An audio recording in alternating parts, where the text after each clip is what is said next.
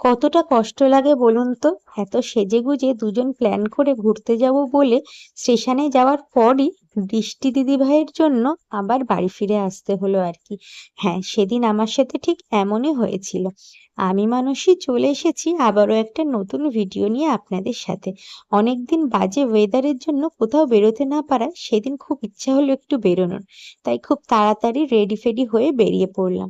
আর এই যে সানস্ক্রিনটা ইউজ করছি, এটা লোটাস হার্বালের। আমার খুব পছন্দের একটা ব্র্যান্ড এবং পছন্দের একটা প্রোডাক্ট।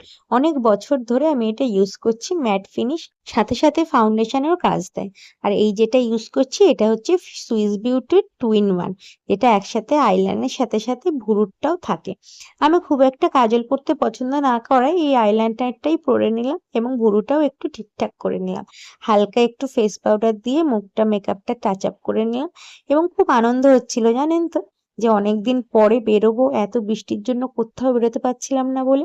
তারপরে এই লোটাসের সিঁদুরটা ইউজ করে নিলাম।